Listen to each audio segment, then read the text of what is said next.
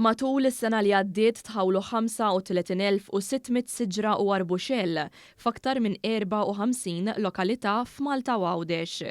Dan tħabbar mill-Ministru għall-Ambjent Mirjam Dalli li qalet li dawn is-siġar se jkunu fost l-ewwel kontribuzzjonijiet ta' pajjiżna għall-mira tal-Unjoni Ewropea li fl-Ewropa jitħawlu 3 biljun siġra sal-2030.